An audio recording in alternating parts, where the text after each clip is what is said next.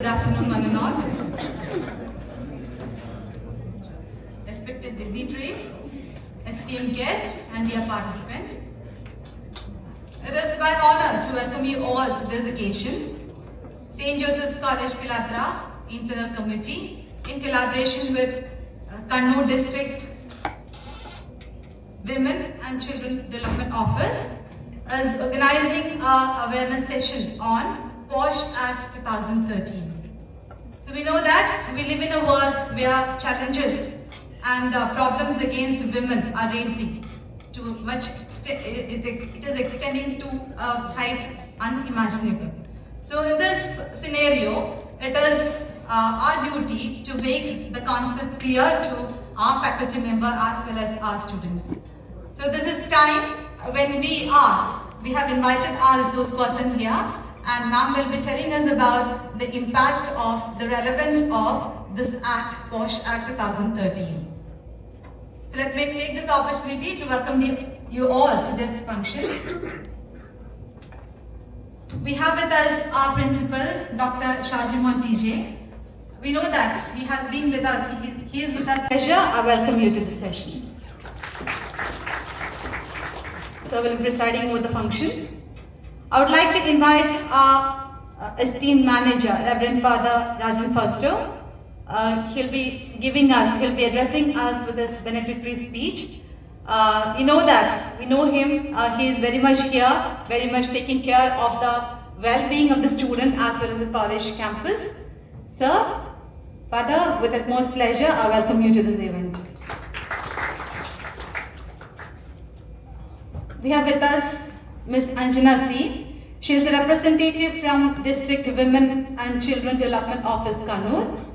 So, IC, Internal Committee, had to organize such a session, and I contacted her personally, and she had given her all her support to this event. So, ma'am, I welcome you to this event.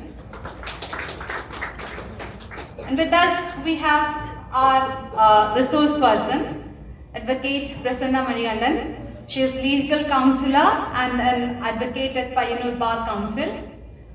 It is her second visit to our institution. The first was in the previous academic year. She has engaged a session for our students here and was very effective. In a very matter-of-fact way, in a very conversative way, she has communicated the thoughts to us.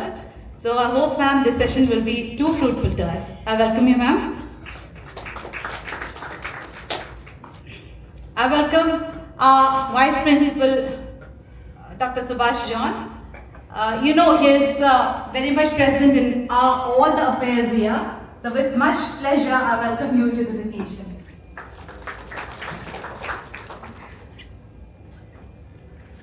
I welcome our Assistant Manager, Father Melvin Devasi. He is one person who is engaged with all the media activity of the institution. With much pleasure, I welcome you to this occasion, Father. I welcome all the faculty members to this occasion. POSH Act 2013 and its relevant. We have already had a session regarding it, and our resource person will be giving more insight into it, enlightening us with all the aspects of the things. She'll be talking more about it. So I welcome all the faculty members to this event. And also along with them, I welcome all the non-teaching staff to this occasion. And moreover, we have all our students here, PT students here. It is essential that you will be actively participating in the session and making it a fruitful one. Thank you. Now I hand over the mic to our principal for the presidential address. ആദരണീയനായ manager reverend father Rajan Foster, നമ്മുടെ ഈ awareness പ്രോഗ്രാമിൻ്റെ resource person advocate Prasanna Manikandan, miss Anjana C, vice principal doctor Subhash John, സംഘാടകരായ നമ്മുടെ ഈ പ്രോഗ്രാമിൻ്റെ women's cell, IC committee, ഇവയ്ക്ക് വേണ്ടി സംഘാടകത്വം വഹിക്കുന്ന സജിത മിസ്, മെൽവിനച്ചൻ, പ്രിയപ്പെട്ട സഹപ്രവർത്തകരെ, സെൻറ്റ് ജോസഫ്സ് കോളേജിലെ പോസ്റ്റ് ഗ്രാജുവേറ്റ് സ്റ്റുഡൻസ്, നമ്മൾ ഒരു കലാലയം ഉന്നത വിദ്യാഭ്യാസ മേഖലയിൽ സ്തുത്യർഹമായി പ്രവർത്തിച്ചുകൊണ്ടിരിക്കുന്ന ഒരു കലാലയം എന്ന നിലയിൽ അക്കാദമിക കാര്യങ്ങൾ മാത്രമല്ല കരിക്കുലർ കോ കരിക്കുലർ എന്ന് പറയുന്ന തലവും കടന്ന് സാമൂഹ്യമായ ഉത്തരവാദിത്വങ്ങളോടുകൂടി നിലകൊള്ളുന്ന സമൂഹത്തിൻ്റെ വ്യത്യസ്തമായ തലങ്ങളിലുള്ള ജീവിത യാഥാർത്ഥ്യങ്ങളെ സാമൂഹ്യ പ്രശ്നങ്ങളെ അഭിമുഖീകരിക്കുവാൻ പുതിയ തലമുറയെ പര്യാപ്തമാക്കുവാൻ വേണ്ടി അതാത് കാലത്ത് ഗവൺമെൻറ്റുകൾ അല്ലെങ്കിൽ അധികാര കേന്ദ്രങ്ങൾ നമ്മൾക്ക് നൽകുന്ന ചില ഉത്തരവാദിത്വങ്ങൾ ബോധവൽക്കരണ തലത്തിൽ നമ്മൾ ഏറ്റെടുത്ത് നടത്തുന്നുണ്ട്. ഈയിടെയായിട്ട് ഒരു 2 വർഷമായിട്ട് ഇത്തരം കാര്യങ്ങളുടെ എണ്ണം വളരെ കൂടിയിട്ടുണ്ട്. നമ്മുടെ സംസ്ഥാന ഗവൺമെന്റ് തലത്തിലെടുക്കുന്ന അവരുടെ പല മന്ത്രാലയങ്ങളുടെയും നയപരമായ കാര്യങ്ങൾ യുവജനങ്ങളെ പങ്കെടുപ്പിക്കുക, യുവജനങ്ങളുടെ പങ്ക് ഉറപ്പുവരുത്തുക. കാരണം അവരാണ് നാളത്തെ സമൂഹത്തെ രൂപപ്പെടുത്തേണ്ടവർ, നയിക്കേണ്ടവർ. അവരെ ഇന്നേ ബോധവൽക്കരിക്കുക, അവരുടെ ചിന്തകളെ രൂപപ്പെടുത്തുക. ആ രൂപത്തിൽ വിദ്യാർത്ഥികളെ സ്വാധീനിക്കുന്ന, അവരുടെ ചിന്തയെ സ്വാധീനിക്കുകയും രൂപപ്പെടുത്തുകയും ചെയ്യാൻ തരുന്ന നിർദ്ദേശമുണ്ട്. കേന്ദ്ര ഗവൺമെന്റ് അതിനേക്കാളൊക്കെ വലിയ തലത്തിൽ നമുക്കറിയാം മിഷൻ 20, 20, 25 വർഷത്തിനപ്പുറത്തുള്ള ഇന്ത്യ എങ്ങനെയായിരിക്കണം എന്നതുമായി ബന്ധപ്പെട്ട് കേന്ദ്ര മാനവ വിഭവശേഷി മന്ത്രാലയമൊക്കെ ആയിട്ട് ബന്ധപ്പെട്ട് ഒരുപാട് സർക്കുലറുകളും നോട്ടീസുകളൊക്കെ നമുക്ക് വരാറുണ്ട്. ഇന്ന കാര്യങ്ങൾ ചെയ്യണം, സമയബന്ധമായി ചെയ്യണം. അങ്ങനെയാണ് നമ്മൾ ഡസൺ കണക്കിന് കമ്മിറ്റികൾ നമ്മുടെ സ്ഥാപനത്തിൽ അതെല്ലാം ഉത്തരവാദിത്വം ഏറ്റെടുത്തുകൊണ്ട് നമ്മൾ കമ്മിറ്റികൾ രൂപീകരിച്ച് വിവിധ തലങ്ങളിൽ പ്രവർത്തിച്ചുകൊണ്ടിരിക്കുകയാണ്. അതിൻ്റെ പരിപാടികളൊക്കെ പലപ്പോഴും നമ്മൾ നടത്തുന്നുണ്ട്. ഉണ്ട്. അങ്ങനെ ഓഡിറ്റോറിയത്തിൽ സമ്മേളിച്ചിരിക്കുന്നത് അപൂർവമാണ്. ഇങ്ങനൊരു സമ്മേളനം, ഇങ്ങനൊരു ചടങ്ങ് അപൂർവമാണ് നമ്മുടെ ഓഡിറ്റോറിയത്തിൽ വരിക. അതുതന്നെ അതിൻ്റെ ഗൗരവത്തിലേക്കും അതിൻ്റെ സാഹിത്യത്തിലേക്കും വരാൻ ചൂടുന്നു. ഇവിടെ അവതരിപ്പിക്കപ്പെടുന്ന ഒരു വിഷയം നമ്മുടെ ഈ കാലം നമ്മൾ ഓരോരുത്തരും അഡ്രസ് ചെയ്യാതെ പോകാൻ പറ്റാത്ത, നമ്മളെ തടഞ്ഞു നിർത്തി പിടിച്ചു നിർത്തി ഇത് കാണും, ഇത് കേൾക്കും എന്ന് പറഞ്ഞ് നമ്മളെ ഒരു പ്രശ്നത്തെ നമ്മളെ അഭിമുഖീകരിച്ച് അതിനെ ചിന്തിക്കുവാൻ, അതിനെ സ്വാംശീകരിക്കാൻ, അതുമായി ബന്ധപ്പെട്ട് നമ്മുടെ ബോധമണ്ഡലത്തിലും അബോധമണ്ഡലത്തിലും ഉപബോധമണ്ഡലത്തിലും എല്ലാം ഒരു ഇഷ്യൂ നടന്നിരിക്കണമെന്ന് സമൂഹം ആവശ്യപ്പെടുന്നതുകൊണ്ടാണ് നമ്മൾ ഇത്രയും പ്രാധാന്യത്തോടെ ഈ പരിപാടിയിൽ പങ്കെടുക്കുന്നത്. പോഷ ആക്ടിനെ കുറിച്ചുള്ള പരാമർശിക്കുകയുണ്ടായി. സെക്ഷൽ ഹറാസ്മെന്റ് പറഞ്ഞിട്ടുള്ള കാര്യം നേരെ പറയുന്നതാണ്. അത് തടയാൻ വേണ്ടി ഇതൊരു സമൂഹത്തിൽ ഒരു വലിയ പ്രശ്നമുണ്ട്, അത് തടയാൻ വേണ്ടിയുള്ള നിയമം, അതുമായി ബന്ധപ്പെട്ട തരത്തിലാണ് ഈ ബോധവൽക്കരണ കാര്യം നടത്തുന്നത്. അപ്പൊ ഈ പരിപാടി ബന്ധപ്പെട്ട ആദ്യം കമ്മ്യൂണിക്കേറ്റ് ചെയ്തത് മെസ്സേജ് ആലോചിച്ച സമയത്ത് എന്നോട് ഫോണിലൂടെയാണ് സാധിക്കുന്ന പരിപാടിയുണ്ട്, നമ്മൾ ചെയ്യുന്നത്. നമ്മൾ ഇത്ര ആദ്യം ഹറാസ്മെന്റ് ആണല്ലോ. അപ്പോൾ പുറമേ എന്നുള്ള എക്സ്റ്റേണൽ കോഴ്സുകളാണല്ലോ സംഭവിക്കുക, അത് പുരുഷന്മാരുമാണല്ലോ. അപ്പോൾ അതിനൊരു ചെറിയ പരിഭവം അല്ലെങ്കിൽ ഒരു ചെറിയൊരു പരിഭവം അതിനുണ്ട്. അത് മറ്റൊന്നുമല്ല, മാഡത്തിന്റെ ശ്രദ്ധയിൽപ്പെടുത്താൻ വേണ്ടിയാണ്, അഡ്വക്കേറ്റുകളെയാണ്. ഇത്ര ഇന്റൻസിറ്റിയിൽ അല്ലെങ്കിൽ പോലും സെക്ഷൽ ഹറാസ്മെന്റായിട്ട് ബന്ധപ്പെട്ടു. സെക്ഷൽ ഹറാസ്മെന്റിന്റെ ചില ഷെയ്ഡുകൾ, ചില ഷീൽഡുകൾ ഉപയോഗിച്ചുകൊണ്ട് ഹറാസ് ചെയ്യപ്പെടുന്ന പുരുഷന്മാരുടെ എണ്ണം കുറവൊന്നും അല്ല ഈ സമൂഹത്തിൽ ഈ കാലഘട്ടത്തിൽ. അതിനെക്കുറിച്ചൊരു ബോധ്യം നിങ്ങൾ ഷെയർ ചെയ്യുന്ന സമയത്തൊക്കെ ഞാനിത് പറയുന്നത് പ്രിൻസിപ്പൾ എങ്കിലും ഇവരുടെ കാര്യം പറയണമെന്ന് ഇവരിൽ ആഗ്രഹിക്കുന്നുണ്ടാവും. അതുകൊണ്ടാണ്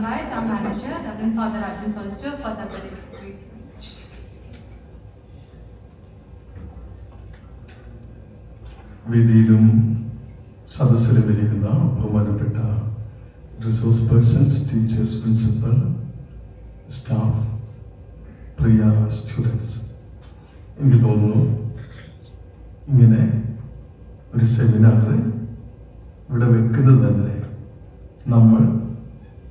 നമ്മുടെ സമൂഹം, നമ്മുടെ സംസ്ഥാനം, നമ്മുടെ രാജ്യം വളർന്നിട്ടില്ല എന്നതിൻ്റെ തെളിവാണ്. അതുകൊണ്ടായിരിക്കാം, രണ്ടൊരു പക്ഷേ ഇങ്ങനെയായിരിക്കാം. അതായത് ജെൻഡർ ഇക്വാലിറ്റി ഇല്ലാത്തത് കൊണ്ടായിരിക്കാം, അല്ലെങ്കിൽ ഒരു പക്ഷേ ഇങ്ങനെയായിരിക്കാം, മ്യൂച്വൽ റെസ്പെക്റ്റ് ഇല്ലാത്തത് കൊണ്ടായിരിക്കാം, എക്സെട്ര ബാക്കി അവർ പറയും. എനിക്ക് തോന്നുന്നു നമ്മളൊരു സമൂഹം പരസ്പരം ബഹുമാനിക്കുകയും നമ്മളെല്ലാവരും ഒന്നാണ് എന്ന് ചിന്തിക്കുകയും ചെയ്യുമ്പോൾ ഈ ഒരു ക്ലാസ് ഇവിടെ വേണ്ടി വരില്ല. ഒരുപക്ഷെ നമ്മുടെ കേരളത്തിൽ ഇന്ത്യയിൽ തന്നെ, ഓക്കെ, കേരളത്തിലെടുക്കാം. എല്ലാ ദിവസവും വേണമെങ്കിൽ ഒരു പ്രോഗ്രാം, ഒരു സെക്ഷൽ ഹറാസ്മെന്റ് നടക്കാം. എന്നാൽ വിദേശങ്ങളിൽ ഒരിക്കലും അങ്ങനെ സാധ്യത വളരെ നെഗ്ലിജിബിൾ ആണ്. കാരണം അവർ റെസ്പെക്ട് ചെയ്യുന്നു പരസ്പരം, അവർക്ക് ഇക്വാലിറ്റി ഉണ്ട്. പുരുഷനും സ്ത്രീക്കും എപ്പോഴും വേണമെങ്കിൽ നടക്കാം ടൗണിലെവിടെയാണ്. പക്ഷെ ഇവിടെയാണെങ്കിൽ ഒരു സ്ത്രീ 12 മണിക്ക് ശേഷം നടന്നു കഴിഞ്ഞാൽ ഇങ്ങനെ എന്തെങ്കിലും ഒരു പ്രോബ്ലം ഉണ്ടായിക്കഴിഞ്ഞാൽ നമ്മുടെ സമൂഹം പറയാം, അവളെന്തിനാണ് ഈ 12 മണിക്ക് നടന്നത്, ചെയ്തവനല്ല കുറ്റം. അതായത് നമ്മുടെ സമൂഹത്തിന് ഇങ്ങനെ ചില ധാരണകളുണ്ട്. ഞാൻ കൂടുതലൊന്നും പറയുന്നില്ല, എനിക്ക് അതിലൂടെ ഞാൻ ജസ്റ്റ് ഒരു അനുഗ്രഹ പ്രഭാഷണമാണ്. ക്ലാസ് എടുക്കാൻ ഒരു മാഡം 2 പേര് വന്നിട്ടുണ്ട്. പ്രത്യേകിച്ച് ഈ സമയത്ത് പറയാനുള്ളത്, നമ്മൾ ഓരോരുത്തരും റെസ്പെക്റ്റ് ചെയ്യുക പരസ്പരം. അവരും എന്നെ പോലെ അവകാശമുള്ള വ്യക്തികൾ, അത് ആണാണെങ്കിലും പെണ്ണാണെങ്കിലും റെസ്പെക്റ്റ് ചെയ്യുക. അവർക്കും അവരുടേതായ ഫ്രീഡം ഉണ്ട് എന്ന് മനസ്സിലാക്കുക. അവരും എന്നെ പോലെയാണ് എന്ന്, അല്ലെങ്കിൽ എന്നേക്കാൾ ഉയരത്തിലാണ് എന്ന് ചിന്തിക്കുകയാണെങ്കിൽ ഈ സെക്ഷൽ ഹരാസ്മെന്റ് മാത്രമല്ല, ഒരു പ്രോബ്ലവും നമ്മുടെ സമൂഹത്തിൽ ഉണ്ടാകില്ല. ഇത്രയും പറഞ്ഞുകൊണ്ട് ഇന്നത്തെ ഈ സെമിനാറിന് എല്ലാവിധ ആശംസകൾ നേരുന്നു. ഈ ഒരു സെമിനാറിലൂടെ നമ്മൾ ഒത്തിരി എൻറിച്ച് ചെയ്യട്ടെ, നമ്മുടെ ഭൗതിക തലത്തിൽ, നമ്മുടെ മാനസിക തലത്തിൽ. അങ്ങനെ നമ്മുടെ സമൂഹം ഒരുമിച്ചുകൊണ്ട് സ്ത്രീയും പുരുഷനും ഭേദമില്ലാതെ പരസ്പരം ബഹുമാനിച്ച് കൊണ്ട് മുന്നോട്ട് പോകുവാൻ സാധിക്കട്ടെ എന്ന് ആശംസിച്ചുകൊണ്ട് എൻ്റെ വാക്കുകൾ നിർത്തുന്നു. Thank you. Ms. Anjana C. She is representative from District Women Children Development Office, Kannur. She will be telling us more about the project for the empowerment of women. Ma'am, please.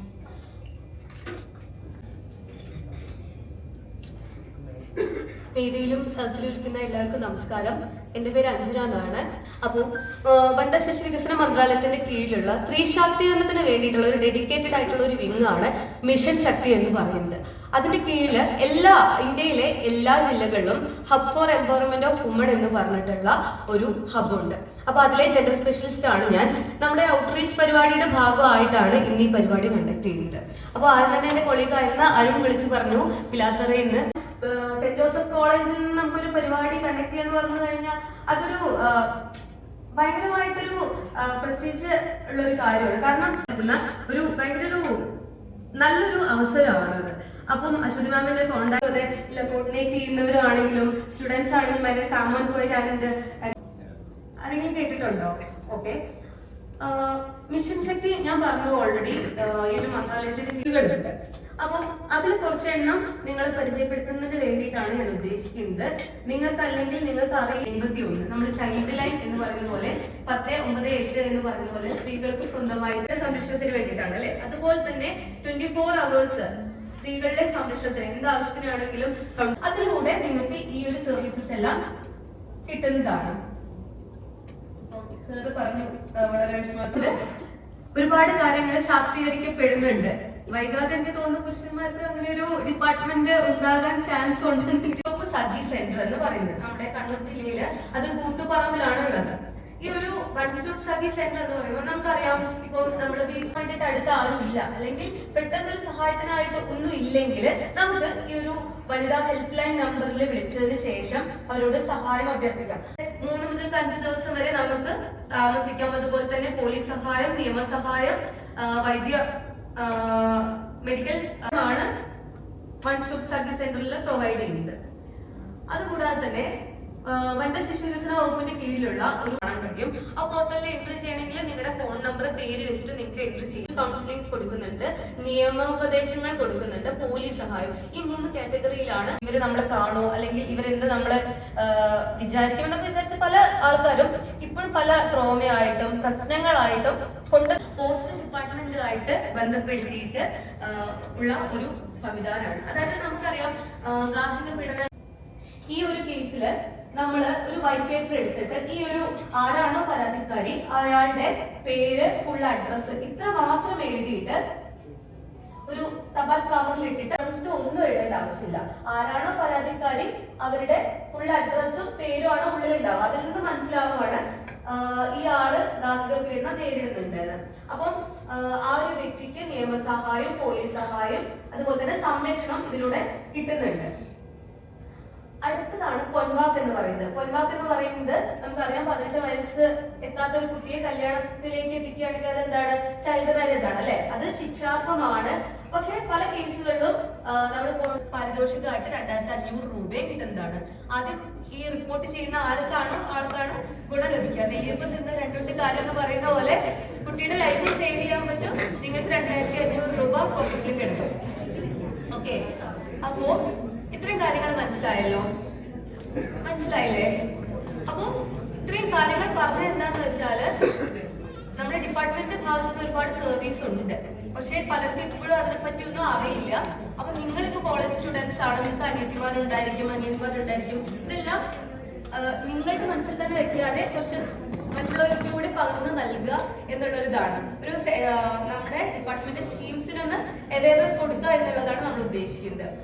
അപ്പോൾ ഇത്രയും കാര്യങ്ങളാണ് എനിക്ക് പറയാനുള്ളത്. അപ്പൊ ഇന്നത്തെ programme പോഷാക്ട് ആണ്. അപ്പൊ നിങ്ങൾ ഇനി ജോലിയിലേക്കെല്ലാം കയറാൻ പോകുന്ന കുട്ടികളാണ് അല്ലെ? അപ്പൊ അവിടെയുള്ള സംരക്ഷണം, അതുപോലെ തന്നെ നമ്മൾ എങ്ങനെ പെരുമാറണം, എന്തൊക്കെ എന്നൊക്കെയുള്ള കാര്യങ്ങൾ മാം വിശദമായിട്ട് പറയും. നിങ്ങൾക്ക് ഉണ്ടാകുന്ന ഡൗട്ടുകൾ നിങ്ങൾ ക്ലിയർ ചെയ്യുക. ഈ ഒരു സെഷൻ അടിപൊളി ആവട്ടെ. നന്നായിട്ട് നിങ്ങൾ യൂട്ടിലൈസ് ചെയ്യുക മാമിനെ. Okay, thank you. Now we may go on to our cream of our session. I invite Advocate Prasanna Manigandan to address us. Good afternoon. പകുതി ആൾക്കാരൊക്കെ ഉറങ്ങുന്നുണ്ട്. നല്ല AC-യുടെ തണുപ്പ് അല്ലെ? പാട്ട് പോലെ ക്ലാസ്സുകള്, സംസാരം. അപ്പൊ പകുതിയൊക്കെ എണീപ്പിച്ചു വെക്കണോ? വേണോ? ഒന്ന് എണീക്കുന്നോ? കാര്യം ഞാൻ സംസാരിക്കാൻ പോകുന്നത് നിയമമാണ് അല്ലെ? ഒന്ന് എണീറ്റോ, അതാ നല്ലത്. ഒന്ന് എണീക്കോ, എന്നിട്ട് ഒന്ന് ക്ലാസ് ചെയ്തോളൂ. വേണ്ട എനിക്ക്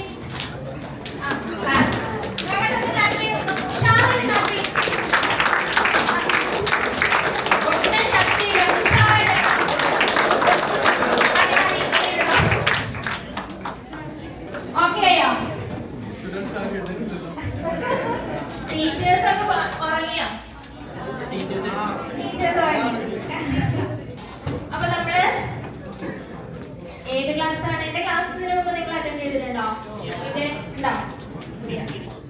അപ്പൊ ഏത് ക്ലാസ് നമ്മൾ എടുക്കാൻ പോകുന്നത്? എന്തിനെ പറ്റിയാ പറയാൻ പോകുന്നത്? എനിക്കൊന്നും അറിയണം. ബ്ലാങ്ക് ആയിട്ട് നിൽക്കുകയാണ്. നിങ്ങൾ എന്നെ പഠിപ്പിക്കും. മനസ്സിലായോ? അപ്പൊ എന്നെ പഠിപ്പിക്കാനുള്ള ഡ്യൂട്ടി ആർക്കാണ്? നിങ്ങൾക്ക്. നേരത്തെ മിസ് പറഞ്ഞ പോലെ എന്നെ മാക്സിമം യൂട്ടിലൈസ് ചെയ്യണമെന്നാണ് മിസ് പറഞ്ഞത്. പക്ഷെ അല്ല, എന്നെ പഠിപ്പിക്കുക. ഞാൻ ഏത് ക്ലാസ്സിൽ പോയാലും ഞാൻ എപ്പോഴും സ്റ്റുഡന്റ് ആണ്. ഞാൻ നിങ്ങൾക്കൊന്നും പറഞ്ഞു തരത്തില്ല, നിങ്ങൾ എനിക്ക് പറഞ്ഞു തരും. അപ്പൊ എന്താണ് പോഷ് ആക്ട് എന്ന് പറഞ്ഞ? എന്താണ്? Protection of women from sexual harassment at work place എന്ന് പറയുന്ന സംഗതിയാണ്. ആക്ട് ആണ് എന്ത്? പോഷ് ആക്ട് എന്ന് പറയുന്ന ആക്ട് 2013 വന്ന ആക്ട് ആണ് പോഷ് ആക്ട്. അപ്പൊ നമ്മൾ നേരത്തെ മാഷ് പറഞ്ഞ പോലെ ഇവിടെ എന്തിനാണ് പുരുഷന്മാർ അല്ലെങ്കിൽ ആൺകുട്ടികൾ ഇത് കേൾക്കുന്നതെന്ന് ചോദിച്ചു കഴിഞ്ഞാൽ, എന്തിനാണ് ആൺകുട്ടികൾ ഇത് കേൾക്കുന്നത്? പുരുഷന്മാരല്ലെങ്കിൽ ഇത് അറിഞ്ഞിരിക്കുന്നത് എന്തിനു വേണ്ടിയിട്ടായിരിക്കും? കാരണം പണി കിട്ടാൻ പോണത് ആൺകുട്ടികൾക്കാണ് അല്ലെങ്കിൽ പുരുഷന്മാർക്കാണ്. അതുകൊണ്ട് എങ്ങനെ പണി വാങ്ങാതിരിക്കാം എന്നറിയാൻ വേണ്ടിയിട്ടാണ് വിമൻ പ്രൊട്ടക്ഷൻ ലോസ് ഒക്കെ ആരറിയണമെന്ന് പറയുന്നത്? പുരുഷന്മാരാണ് കൂടുതൽ അറിയേണ്ടത് എന്ന് ഞങ്ങൾ പറയും. അപ്പൊ എന്തായാലും 2013 വന്ന നിയമമാണെന്ന് ഞാൻ പറഞ്ഞു. ഇതില് ഈ നിയമം വരാനുണ്ടായ സാഹചര്യം എന്ന് പറഞ്ഞു കഴിഞ്ഞാല്, രാജസ്ഥാനിൽ ഉള്ള ഒരു ആശാ വർക്കറായ ബൻവാരി ദേവി എന്ന് പറഞ്ഞൊരു സ്ത്രീ അവിടെ ശൈശവ വിവാഹം, നേരത്തെ പറഞ്ഞില്ലേ പൊൻവാക്ക് എന്ന് പറയുന്ന സംഗതി, ശൈശവ വിവാഹം കോമൺ ആണ്, ഇപ്പോഴും കോമൺ ആണ്. അപ്പൊ 1 വയസ്സുള്ള പെൺകുട്ടിയുടെ വിവാഹം നടത്തുന്നത് തടഞ്ഞ സമയത്ത് ആ സ്ത്രീനെ 1 വയസ്സുള്ള, ഇപ്പോഴും അവിടെ 5 വയസ്സൊക്കെ കല്യാണം കോമൺ ആണ്. അപ്പൊ അത് തടയാൻ ആ സ്ത്രീ ശ്രമിച്ചപ്പോ, ആശാ വർക്കർ ശ്രമിച്ചപ്പോ ആ സ്ത്രീനെ അവിടെയുള്ള ഗ്രാമീണർ ചേർന്ന്, ഒത്തിരി പേര് ചേർന്നിട്ട് കൂട്ടബലാത്സംഗം ചെയ്തു. അതിന്റെ ഭാഗമായിട്ട് ഉണ്ടായ ഒരു കേസാണ് Vishakha versus union of India എന്ന് പറയുന്നത്. അതായത് സുപ്രീം കോടതിയിൽ ഉണ്ടായിരുന്ന ഒരു കേസാണ്. ആ കേസിൽ പറയുന്നത് വെച്ച് കഴിഞ്ഞാൽ, വർക്ക് പ്ലേസിൽ സേഫ്റ്റി സ്ത്രീകൾക്ക് എങ്ങനെ ഉറപ്പാക്കാം എന്നതായിരുന്നു ആ കേസിൽ ഡിസ്കസ് ചെയ്തത്. അതിന്റെ ഗൈഡ് ലൈൻസ് ബേസ് ചെയ്തതുകൊണ്ടാണ് ഈ ഒരു നിയമം നിലവിൽ വന്നത്. അപ്പോ ഈ നിയമത്തിന്റെ പ്രധാന ഉദ്ദേശം എന്ന് പറയുന്നത് ഇത്തരം കാര്യങ്ങള് സ്ത്രീകൾക്ക് വർക്ക് പ്ലേസിൽ സെക്ഷൽ ഹറാസ്മെന്റ് പ്രിവെന്റ് ചെയ്യുക എന്നുള്ളത് ഒന്നാമത്തെ കാര്യം. പ്രിവെന്റ് ചെയ്യാൻ വേണ്ടിയിട്ട് എന്ത് വേണം? ഒരു സംഗതി പ്രിവെന്റ് ചെയ്യണേ എന്ത് വേണം? എങ്ങനെയാണ് നമുക്കൊരു സംഗതി പ്രിവെന്റ് ചെയ്യാൻ പറ്റുക? എങ്ങനെയാ? നമ്മളത് അറിഞ്ഞിരിക്കണം അല്ലേ? എന്താണ് നിയമത്തിൽ ഉള്ളതെന്ന് അറിഞ്ഞിരിക്കണം, അല്ലെങ്കിൽ എന്തൊക്കെയാണ് സെക്ഷൽ ഹാരാസ്മെന്റ് എന്ന് അറിഞ്ഞിരിക്കണം. എന്നാൽ മാത്രമേ നമുക്കത് അതിന് വേണ്ടിയിട്ടാണ് ഈ ആക്ട് ബേസ് ചെയ്തിട്ടാണ് ഇത്തരം അവയർനെസ് ക്ലാസ്സസ് നമ്മൾ കൊടുക്കുന്നത്. അപ്പോ അതുപോലെ പ്രൊഹിബിറ്റ് ചെയ്യുക, റിഡ്രസ് ചെയ്യുക എന്നുള്ളതാണ് ഈ ആക്ടിന്റെ ഉദ്ദേശം എന്ന് പറയുന്നത്. അപ്പൊ എന്താണ് സെക്ഷൽ ഹറാസ്മെന്റ് എന്ന് പറയുന്നത്? എന്തായിരിക്കും? ഹറാസ്മെന്റ് എന്താണ്? സെക്ഷൽ ഹറാസ്മെന്റ് ഈ ആക്ട് ഡിഫൈൻ ചെയ്യുന്ന വെച്ച് കഴിഞ്ഞാല് എന്തൊക്കെ തരത്തിലുള്ള ആവശ്യങ്ങൾക്ക് വേണ്ടിയിട്ട് ഞാൻ നിനക്ക് ഈ പ്രൊമോഷൻ തരാം, എന്റെ ഈ ആവശ്യത്തിന് വഴങ്ങിയാൽ എന്നൊരു സുപ്പീരിയർ പറയുകയാണ്. സെക്ഷൽ ഹറാസ്മെന്റ് ആണോ അത്? അല്ലെ? അങ്ങനെയുള്ള എന്തെങ്കിലും തരത്തിലുള്ള ഓഫേഴ്സ് കൊടുത്തിട്ട് സെക്ഷൽ ഹറാസ്മെന്റ് മീൻസ് സെക്സിന്റെ നീഡിന് വേണ്ടിയിട്ടുള്ള ഇത്തരം ആവശ്യപ്പെടുകലുകള്. രണ്ടാമത്തെന്ന് വെച്ച് കഴിഞ്ഞാല് എന്തെങ്കിലും തരത്തിലുള്ള normal physical harassment. Sexual harassment എന്ന് പറഞ്ഞു കഴിഞ്ഞാൽ ആ സ്ത്രീനെ തൊടാൻ ശ്രമിക്കുക, ആ രീതിയിലുള്ള എല്ലാം വരും. നോർമലി നമുക്ക് അറിയാലോ, ഏതെങ്കിലും തരത്തിലുള്ള അഡ്വാൻസ്മെന്റ് എന്നാണ് ആ പറയുന്ന വേർഡ് യൂസ് ചെയ്തിരിക്കുന്നത് വെച്ച് കഴിഞ്ഞാൽ അതിനു വേണ്ടി ശ്രമിക്കുക, സെക്സിന് വേണ്ടിയിട്ട് ആ സ്ത്രീക്ക്. കാരണം വെച്ച് കഴിഞ്ഞാൽ നമ്മൾ നോർമലി സ്ത്രീകൾക്ക് അറിയാലോ, പല തൊടുക, പിടിക്കുക, ഈ വക വരുന്ന എല്ലാം സെക്ഷൽ ഹറാസ്മെന്റിൽ തന്നെ വരും. പിന്നെ മൂന്നാമത്തത് പോണോഗ്രഫി. ഇപ്പൊ കോമൺ ആണ് അല്ലെ, എല്ലാവരുടെയും ഫോണിലുള്ള സാധനമാണ് എന്ത്? ഈ സൈറ്റ് കോമൺ ആയിട്ട് എല്ലാവർക്കും കിട്ടുന്നതുകൊണ്ട് ഒരുവിധം എല്ലാവരും ഇത് കാണുന്ന ഒരു സംഗതിയുണ്ട്. ഞാൻ കണ്ട ഒരു കേസിൽ ഈ പോണോഗ്രഫി കോമൺ ആയി വന്നതുകൊണ്ട് ആൺകുട്ടികൾ എസ്പെഷ്യലി 9ാം ക്ലാസ്സിന് മുതൽ 8ാം ക്ലാസ്സിന് മുതൽ ആൺകുട്ടികൾ പോൺ വീഡിയോസ് കാണുന്നുണ്ടെന്നുള്ളതാണ് ഞങ്ങളുടെ അറിവ്. കാര്യം എന്ന് വെച്ച് കഴിഞ്ഞാൽ ഞാനൊരു കൗൺസിലറും കൂടെയാണ്, MSW കഴിഞ്ഞ് അതിനുശേഷം ഒത്തിരി സൈക്കോളജിക്കൽ കോഴ്സുകൾ കഴിഞ്ഞ ഒരാളാണ്, ഒത്തിരി കേസസ് അറ്റൻഡ് ചെയ്യുന്ന ആളാണ്, അതുപോലെ ഒരു കൗൺസിലിംഗ് സെന്ററിന്റെ ഭാഗമായിട്ട് വർക്ക് ചെയ്യുന്ന ആളും കൂടിയാണ്, വക്കീൽ എന്നത് കൂടാണ്ട്. അപ്പോ നമ്മുടെ ഒരു അറിവ് വെച്ചിട്ട്, കാരണം ഒരുപാട് സ്കൂളുകൾ ഞങ്ങൾ ക്ലാസ് എടുക്കാൻ പോകാറുണ്ട്, ഒരുപാട് കേസുകൾ ഇത്തരം കുട്ടികളുടെ കേസുകൾ അറ്റൻഡ് ചെയ്യാറുണ്ട്. 9ാം ക്ലാസ്സിന് 8ാം ക്ലാസ്സിന് മുതൽ കുട്ടികൾ പോൺ വീഡിയോസ് കാണുന്നുണ്ട്. ഞാൻ കണ്ട ഒരു പേഴ്സണലി അറിയുന്ന ഒരു കേസിൽ എന്ന് വെച്ച് കഴിഞ്ഞാല് 10ാം ക്ലാസ്സിൽ പഠിക്കുന്ന ഒരു ആൺകുട്ടി പോൺ വീഡിയോ കാണിച്ചിട്ട് ഏകദേശം അതേ പ്രായമുള്ള ഒരു കുട്ടിയെ റേപ്പ് ചെയ്തൊരു കേസ് ഉണ്ടായിരുന്നു 3 വർഷം മുമ്പ്. അപ്പൊ എത്ര കോമൺ ആണ് ഈ സംഗതി എന്ന് നിങ്ങൾ ആലോചിക്കാൻ, ഞാൻ അതിലേക്ക് വരാം. രണ്ടാമത്, അപ്പൊ ഇത്തരം വീഡിയോസ് കാണാൻ വേണ്ടിയിട്ട് നിർബന്ധിക്കുക അല്ലെങ്കിൽ പ്രേരിപ്പിക്കുക ഒക്കെ ചെയ്യുന്ന എന്താണ്? ഇതേ സംഗതിയിൽ വരും. ഇങ്ങനെ വീഡിയോസ് അയച്ചു കൊടുക്കുക എന്നൊക്കെ പറയുന്നതൊക്കെ ഏതിൽ വരും? പോഷ് ആക്ടിന്റെ പരിധിയിൽ വരും. മൂന്നാമത്തത് കമന്റ് പറയുക. ഇല്ലേ? ഉണ്ടോ? കമന്റ് പറയാന്നൊരു സംഗതി കേട്ടിട്ടുണ്ടോ? ഇല്ലേ?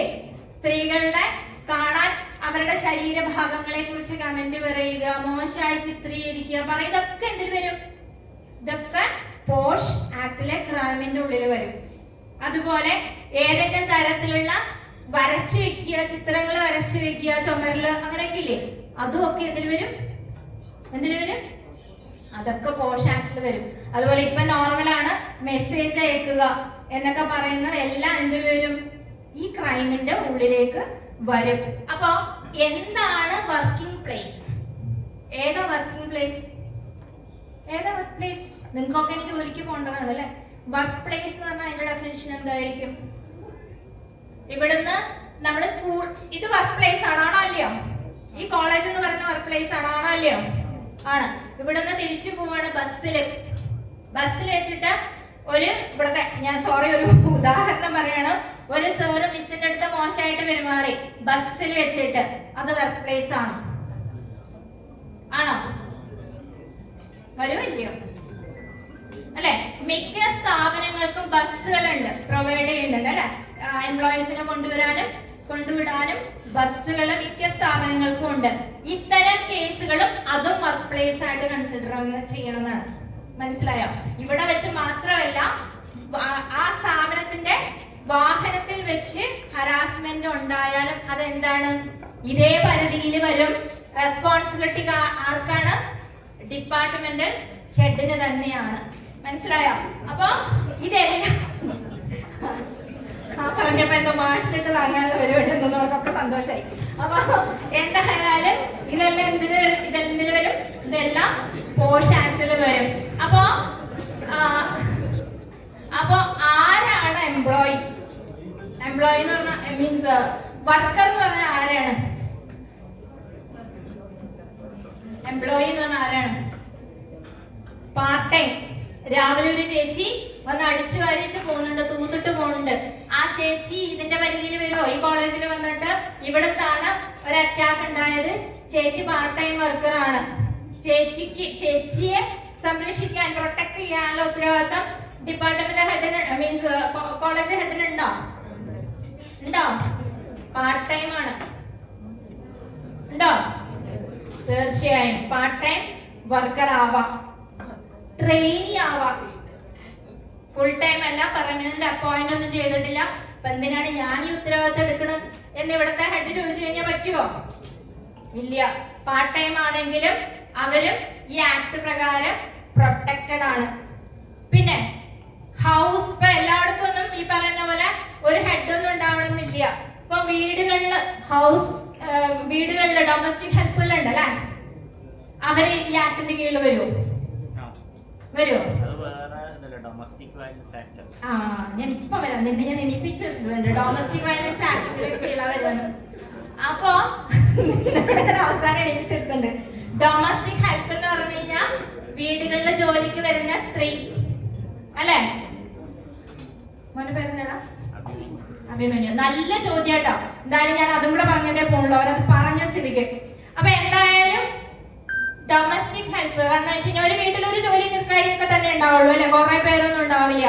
അവരിതിന്റെ കീഴിൽ വരുമോ? പോഷ് ആക്ടിന്റെ കീഴിൽ വരും. തീർച്ചയായും അവരും പോഷ് ആക്ടിന്റെ കീഴിൽ വരും. എവിടെ ജോലി ചെയ്യുന്ന ആൾക്കാരും അതൊരു സ്ത്രീ ആണെങ്കിൽ അവർക്ക് ഈ ആക്ട് പ്രകാരം എന്ത് കിട്ടും? പ്രൊട്ടക്ഷൻ കിട്ടും. അപ്പൊ നമ്മൾ പറഞ്ഞു, ഈ പറയുന്ന പോലെ എന്തെങ്കിലും ആവശ്യത്തിന് വേണ്ടിയിട്ട് ഇപ്പൊ ഒരു പ്രൊമോഷൻ തരാം, അല്ലെങ്കിൽ നീ അതിന് വഴങ്ങിയിട്ടില്ലെങ്കിൽ നിന്നെ ഞാൻ പിരിച്ചുവിടും എന്നൊക്കെ ഭീഷണിപ്പെടുത്തുന്നു. എന്താണ് ഇത് പ്രകാരം? എന്താണ്? പോഷ് ആക്ടിന് കീഴിൽ വരുന്ന കുറ്റകൃത്യമാണ്. അപ്പൊ നമ്മൾ പറഞ്ഞു, ആരാണ് പോഷ് ആക്ട് പ്രകാരം അവിടെ ജോലി ചെയ്യുന്ന ആൾക്കാരെ പ്രൊട്ടക്ട് ചെയ്യാൻ ഉത്തരവാദിത്തപ്പെട്ട ആള്? ആരാണ്? ഇപ്പൊ ഈ സ്ഥാപനത്തില് പോഷ് ആക്ട് പ്രകാരം ഇവിടെയുള്ള എല്ലാ എംപ്ലോയീസിനെ പ്രൊട്ടക്ട് ചെയ്യാൻ ഉത്തരവാദിത്തപ്പെട്ട ആളാരാണ്? ഡിപ്പാർട്ട്മെന്റ്. ആ സ്ഥാപനത്തിന്റെ ഹെഡ് ആരാണോ അവരെയാണ്. മനസ്സിലായോ? അവർക്കാണ് ഇതിന്റെ ഉത്തരവാദിത്തം എന്ന് പറയുന്നത്. അപ്പൊ നമ്മുടെ ആക്ട് പറയുന്നുണ്ട്, ഒരു സ്ഥാപനത്തില് 9 അതിലേറെയോ ആൾക്കാര് ജോലി ചെയ്യുന്നുണ്ടെങ്കിൽ അവിടെ എന്ത് വേണം? ഒരു ICC. എന്താ ICC? ഇന്റേണൽ കംപ്ലൈന്റ് കമ്മിറ്റി എന്ന് പറയുന്ന. അഭിമന്യു മാത്രമേ ഉറങ്ങാണ്ടിരിക്കുന്നുള്ളൂ, ബാക്കിയുള്ളവരൊക്കെ ഏകദേശം ഉറങ്ങിയേക്കണു അല്ലേ? അപ്പൊ ഇന്റേണൽ കംപ്ലൈന്റ് കമ്മിറ്റി എന്ന് പറയുന്ന ഒരു കമ്മിറ്റി വേണം എന്ന് പറയുന്നുണ്ട്. ഈ ഇന്റേണൽ കമ്മിറ്റിയുടെ ഹെഡ് ആരായിരിക്കണം? ഇവിടെ കമ്മിറ്റി ഉള്ളതല്ലേ, ആരായിരിക്കണം? പ്രിൻസിപ്പലാ? അതും കൂടെ മാഷിന്റെ തലയിലിടണ്ട. വേറെ ആരാവണം? മാനേജറും അല്ല. ആരാ ഇവിടുത്തെ ഇന്റേണൽ കമ്മിറ്റി കംപ്ലൈന്റ് കമ്മിറ്റിയുടെ ഹെഡ്? ആരാണോ അവിടുത്തെ ഏറ്റവും സീനിയർ ആയ ലേഡി ഫാക്കൽറ്റി, നോർമൽ എങ്ങനെയാ പറയുന്നത്, ഏറ്റവും സീനിയർ ആയ ലേഡി ഫാക്കൽറ്റി ആരാണോ, അല്ലെങ്കിൽ ലേഡി എംപ്ലോയി ആരാണോ, അവരായിരിക്കണം എന്ത്? ഈ കമ്മിറ്റി ഹെഡ് എന്ന് പറയുന്നത്. സപ്പോസ് ഈ ഒരു സ്ഥാപനത്തിന് വേറൊരു സ്ഥാപനം, സഹോദര സ്ഥാപനം ഉണ്ടെന്ന് വിചാരിക്കേ, ഇവിടെ ഒരൊറ്റ ലേഡി മാത്രമേ ഉള്ളൂ എന്ന് വിചാരിക്കേ. അങ്ങനെയുള്ള അവസരത്തില് മീൻസ് അതിന്റെ സഹോദര സ്ഥാപനത്തില് സീനിയർ ആരെങ്കിലും ഉണ്ടെങ്കിൽ അവരെ ഈ കമ്മിറ്റിയുടെ മെമ്പറോ അല്ലെങ്കിൽ ഹെഡൊക്കെ ആക്കാം എന്നുകൂടെ നമ്മുടെ ആക്ട് പറയുന്നുണ്ട്.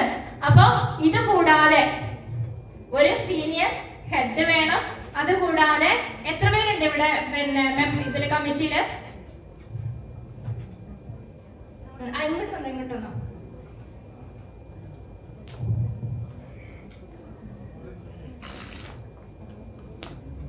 എത്ര പേരുണ്ട് സാർ? ഇവിടെ 4 മെമ്പേഴ്സ്. പിന്നെ അതുകൂടാണ്ട് നമുക്ക് UGC നോം പ്രകാരം നമുക്ക് മെയിൽ ഫാക്കൽറ്റി കൂടെ വേണം. അത് കൂടാണ്ട് സ്റ്റുഡന്റ് റെപ്രസെന്റേറ്റീവ് വേണം. ഇത്രയാണ് നമ്മുടെ ഒരു എക്സ്റ്റേണൽ മെമ്പർ കൂടെ. ഒരു എക്സ്റ്റേണൽ മെമ്പർ ഇല്ലേ? എൻജിഒ. ഇതാണ് ഇതിന്റെ സ്ട്രക്ചർ എന്ന് പറയുന്നത്. മനസ്സിലായോ?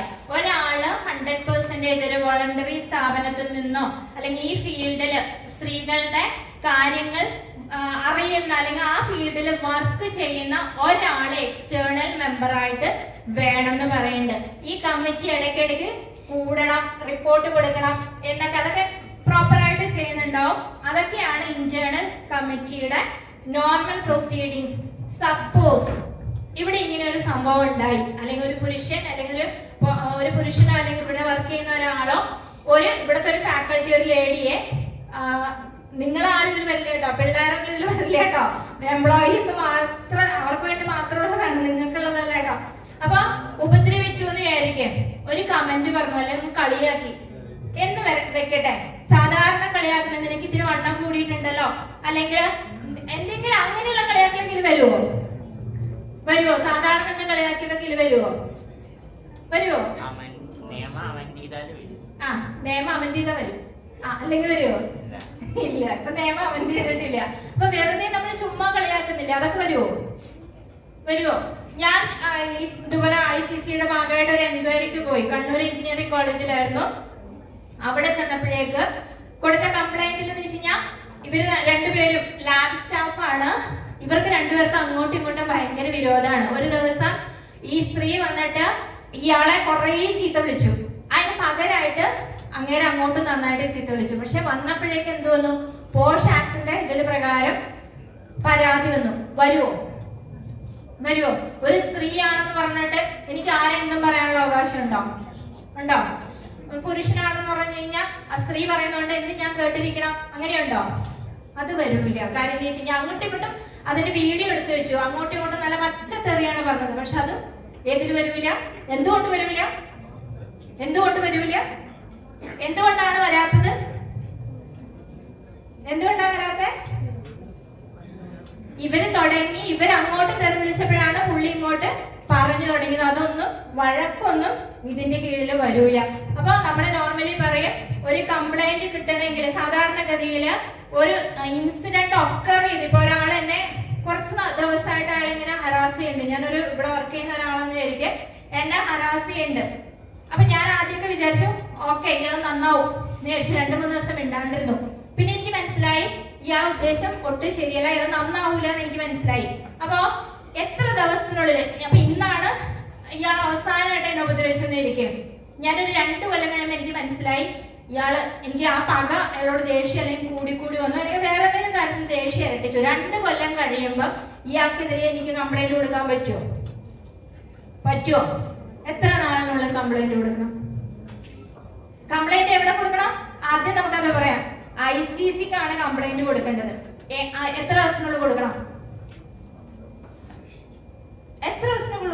കുറേ മിസ്സുമാരൊക്കെ പുറകിലിരിക്കുന്നുണ്ട്, ആരും വായ തുറക്കണില്ല. പിന്നെ എങ്ങനെ കുട്ടികളെ എങ്ങനെ വായ തുറക്കുന്നത് പറയുന്നോട്? എത്ര? 90 days ആയിരുന്നു ഇനീഷ്യലി. ഇപ്പൊ സുപ്രീം കോടതി പറഞ്ഞു വിത്തിൻ 6 months അത് എക്സ്റ്റെൻഡ് ചെയ്തു. ഒരു 3 months കൂടെ എക്സ്റ്റെൻഡ് ചെയ്തിട്ടുണ്ട്. Within 6 months കൊടുത്തിരിക്കണം. ലാസ്റ്റ് സംഭവം ഒക്കർ ചെയ്തിട്ട് വിത്തിൻ 6 months, അത് 90 days കമ്പൽസറി പറഞ്ഞിട്ടുണ്ട്. അതുപോലെ എങ്ങനെയാണ് കംപ്ലൈന്റ് കൊടുക്കേണ്ടത്? ഇന്റേണൽ കമ്മിറ്റിക്കാണ് കംപ്ലൈന്റ് കൊടുക്കേണ്ടതെന്ന് പറഞ്ഞു. എങ്ങനെയാണ് കംപ്ലൈന്റ് കൊടുക്കേണ്ടത്? അത് നിങ്ങളുടെ ഡ്യൂട്ടി, ICCയുടെ ഡ്യൂട്ടി. ഇങ്ങനെ ഒരു സംഭവം കിട്ടിയപ്പോ ആ മിസ്സില്ലേ, ആ മിസ് ഇങ്ങനെ ഒരാളെ പറ്റിയിട്ട് ഇങ്ങനെ ഒരു കംപ്ലൈന്റ് തന്നിട്ടുണ്ട് എന്ന് 10 ആളോട് പറയാമോ ICCക്ക്? നമുക്ക് സാധാരണ അങ്ങനെയാണല്ലോ, ഒരു വലിയ സംഭവം കിട്ടി കഴിഞ്ഞാൽ മനസ്സിൽ നിൽക്കൂല. 2 ആളോട് പറഞ്ഞേക്കാന്ന് വെച്ച് നടക്കുവോ? പറയാമോ? പറയാൻ പാടില്ല. അഭിമന്യു ഒട്ടും പറയാൻ പാടില്ല. അപ്പൊ എങ്ങനെ കംപ്ലൈന്റ് കൊടുക്കണം? ഇൻ ഡീറ്റെയിൽ ആയിട്ട് എഴുതി കൊടുക്കണം കംപ്ലൈന്റ്.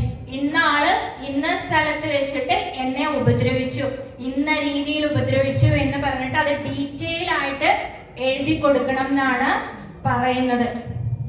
ഞാൻ അതേപോലെ എൻക്വയറിയിൽ ഒരു ഇതില് കംപ്ലൈന്റ് വന്നതെന്ന് വെച്ച് കഴിഞ്ഞാല് ചുമരിൽ ഈ സ്ത്രീയെ കുറിച്ച് എഴുതി വെച്ചു എന്നുള്ളതാണ് കംപ്ലൈന്റ്. പക്ഷെ ഇയാളാണ് എഴുതിയതെന്നോ അത് കണ്ട സാക്ഷികൾ ആരുമില്ല. അപ്പൊ നമുക്ക് എന്ത് വേണം? കൃത്യമായിട്ട് ഇൻ ഡീറ്റെയിൽ കംപ്ലൈന്റ് എഴുതണം എന്ന് ഞാൻ പറഞ്ഞു. അതിന്റെ കൂടെ ഇത് കണ്ട സാക്ഷികൾ ആരെങ്കിലും ഉണ്ടെങ്കിൽ സാക്ഷികളുടെ ലിസ്റ്റ് എഴുതാം. ഇന്ന ആള് എന്നെ തെറി വിളിക്കുന്നത് അല്ലെങ്കിൽ എൻ്റെ അടുത്ത് മോശമായിട്ട് പെരുമാറുന്നത് ഇന്ന ആള് കണ്ടിട്ടുണ്ട് എന്ന് പറഞ്ഞിട്ടുണ്ടെങ്കിൽ അത് എഴുതണം. അതുപോലെ ഫോണിലൊക്കെ ആണെങ്കിൽ ഇന്ന ദിവസം ഇന്ന രീതിയിലാണ് എനിക്ക് മെസ്സേജ് അയച്ചേക്കുന്നത്, എല്ലാ ഡീറ്റെയിൽസും എഴുതണം. മനസ്സിലായോ? ഇത് എഴുതി കൊടുക്കുമ്പോൾ ശ്രദ്ധിക്കേണ്ട കാര്യം സമയം, ഡേറ്റ് കൃത്യമായിട്ട് എഴുതണം. ശ്രദ്ധിച്ചെഴുതേണ്ട കാര്യങ്ങൾ ഈ ഡീറ്റെയിൽസ് ഒക്കെ. അല്ലെങ്കിൽ എന്താ സംഭവിക്കുക വെച്ചാൽ ചിലപ്പോൾ ഇവിടുന്ന് തള്ളിപ്പോവും.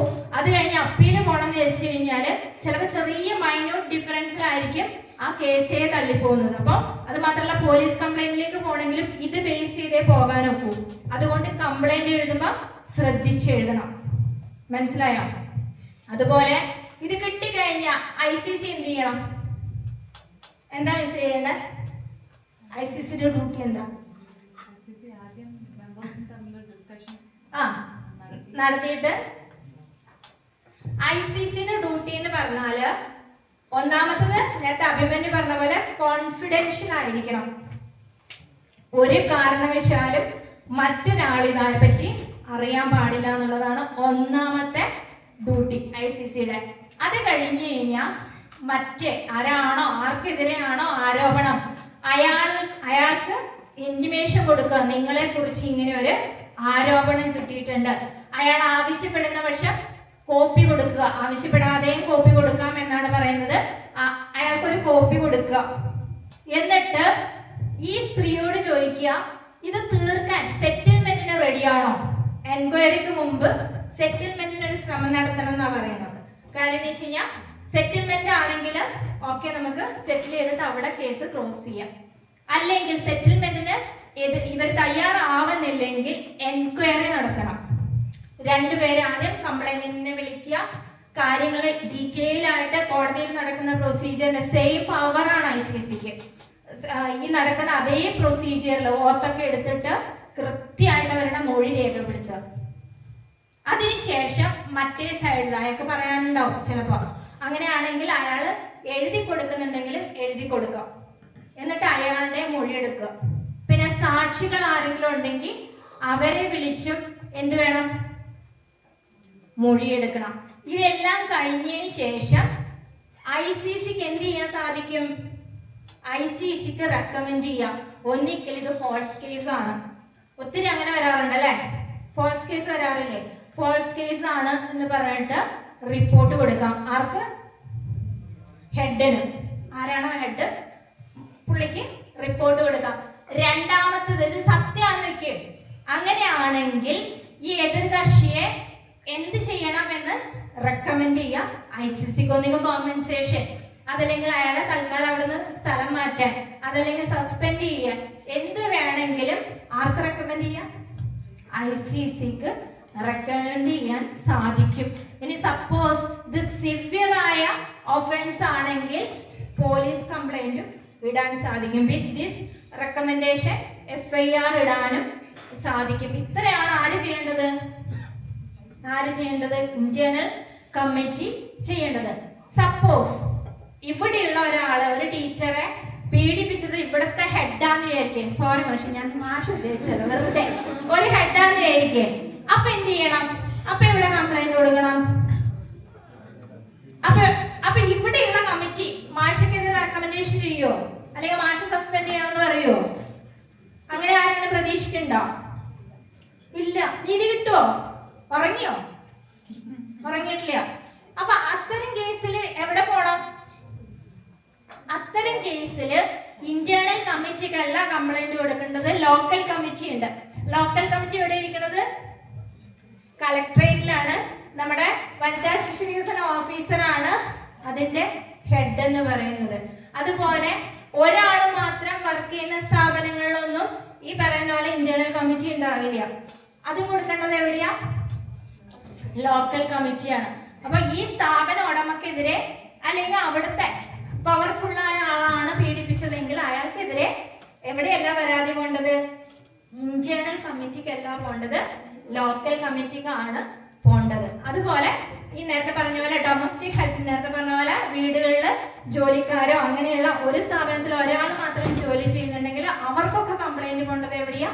ലോക്കൽ കമ്മിറ്റിയിലാണ് കംപ്ലൈന്റ് പോകേണ്ടത്. അതുപോലെ ഡീറ്റെയിൽ ആയിട്ട് എഴുതുക എന്നുള്ളതാണ് എനിക്കിതിനകത്ത് പറയാനുള്ളത്. ഇനി എന്തെങ്കിലും സംശയം ഉണ്ടെങ്കിൽ ചോദിക്കാം. കാരണം പോഷ് ആക്ട് എന്ന് പറയുന്നത് ഇത്രയേ ഉള്ളൂ പോഷ് ആക്ടിന്റെ. ഇത് കഴിഞ്ഞിട്ട് ഇവർക്ക് വേണ്ട ഒരു ആക്ടും കൂടെ ഞാൻ പറഞ്ഞു നിർത്താം. പോഷിൽ എന്തെങ്കിലും സംശയം ഉണ്ടോ? ഇവിടുത്തെ ICC മറ്റോ എന്തെങ്കിലും സംശയം?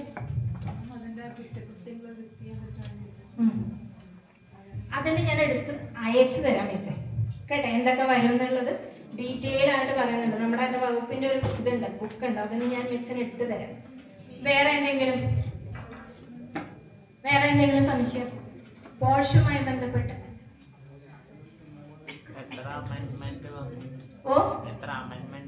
പോഷന് അമെന്റ്മെന്റ് അല്ല, കുറെ റൂളിങ്സ് വന്നിട്ടുണ്ട് സുപ്രീം കോടതിയുടെ. അതിലാണ് ഈ പറയുന്ന പോലെ എക്സ്റ്റെൻഡ് ചെയ്യണം കംപ്ലൈന്റ് ചെയ്യുന്ന സമയം എന്നൊക്കെ പറഞ്ഞിട്ടുള്ളത് റൂളിങ്സ് ആണ് സുപ്രീം കോടതിയുടെ. 6 months ഒക്കെ ആക്കിയതൊക്കെ സുപ്രീം കോടതിയുടെ വിധി പ്രകാരമാണ്. വേറെ ഇനി ഇവർക്ക് ആവശ്യമുള്ള ഒരു ആക്ടും കൂടെ പറഞ്ഞ്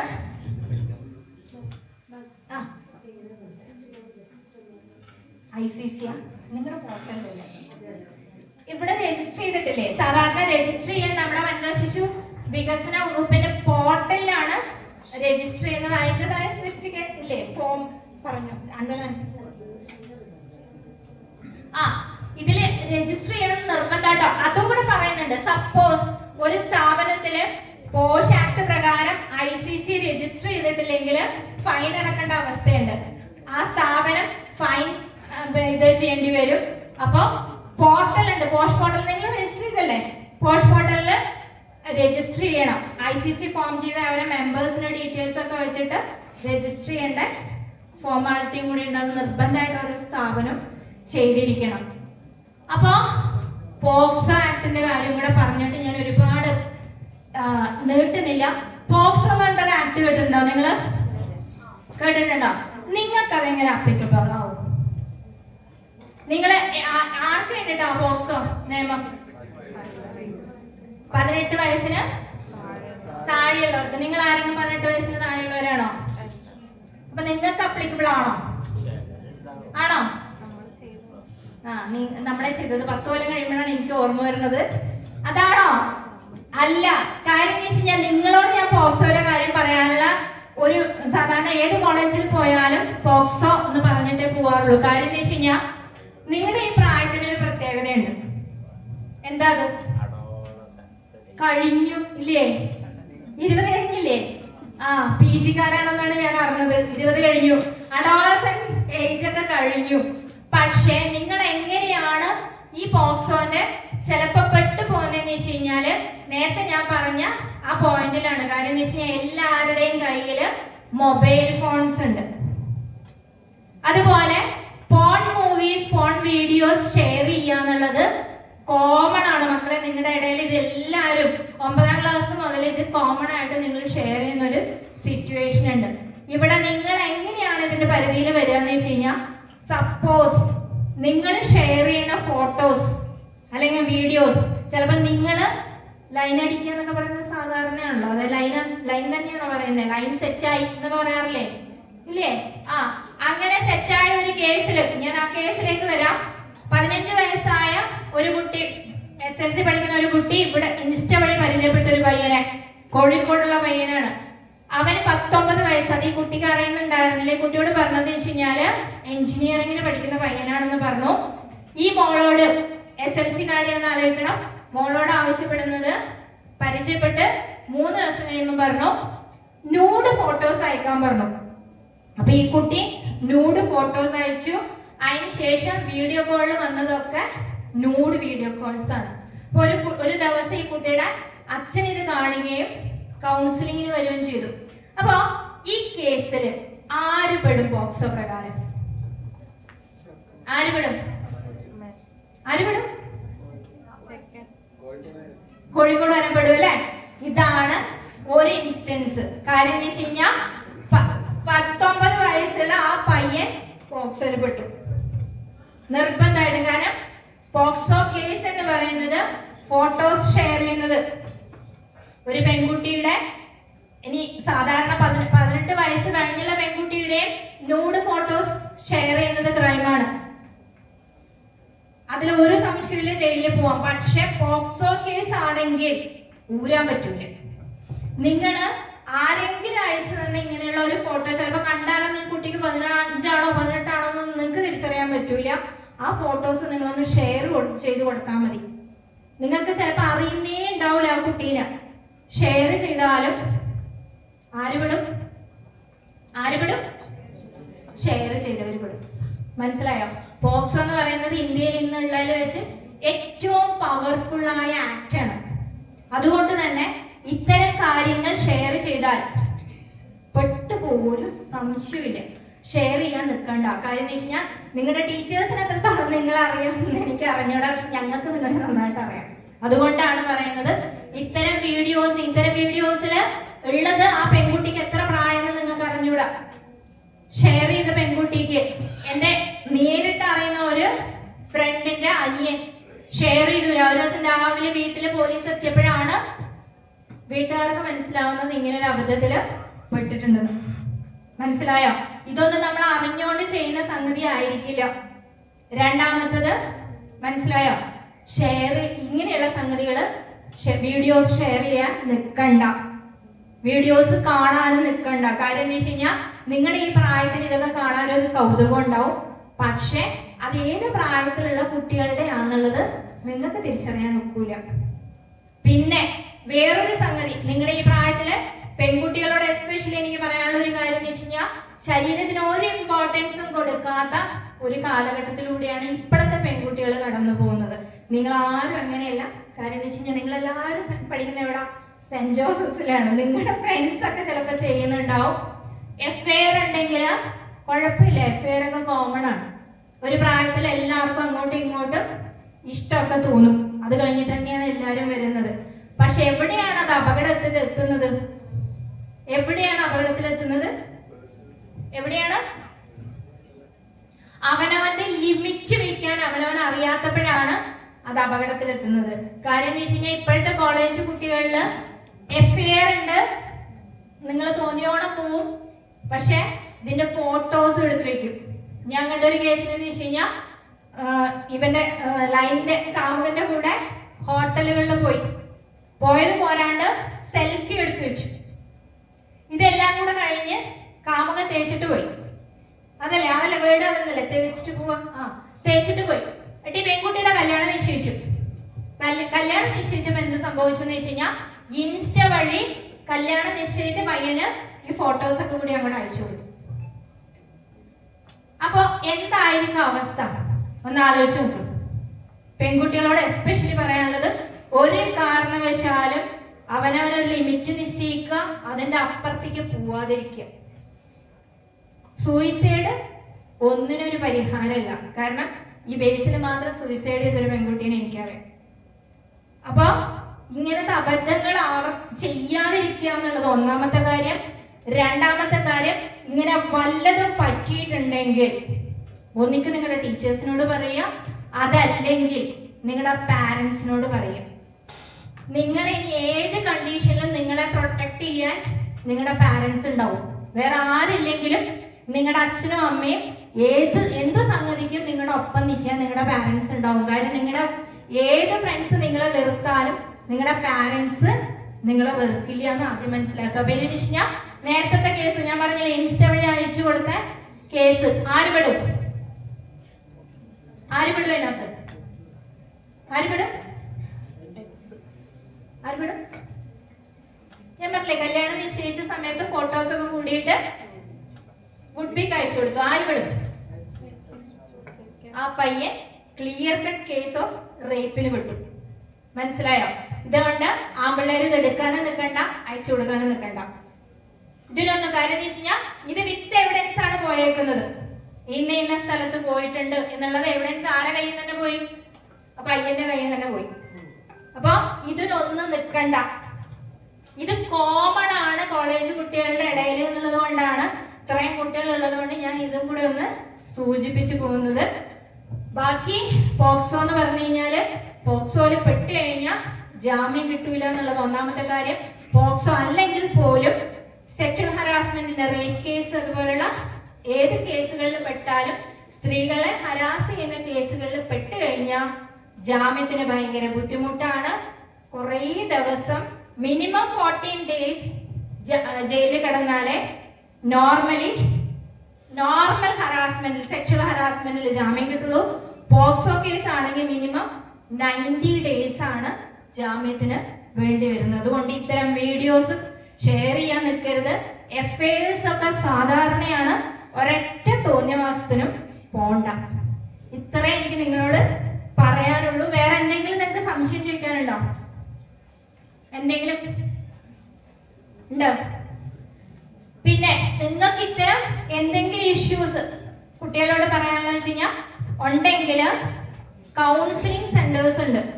കേട്ടിട്ടുണ്ടോ? വനിതാ ശിശു വികസന വകുപ്പിന്റെ തന്നെ കൗൺസിലിംഗ് സെന്റർ ഉണ്ട്. ഇവിടെ നോർമലി ഈ കോളേജുമായി ബന്ധപ്പെട്ട കൗൺസിലിംഗ് സെന്റർ ഒക്കെ ഉണ്ടാവും. പക്ഷേ ഗവൺമെന്റിന്റെ ഒരു കൗൺസിലിംഗ് സെന്റർ ഉണ്ട് പഴയങ്ങാടി.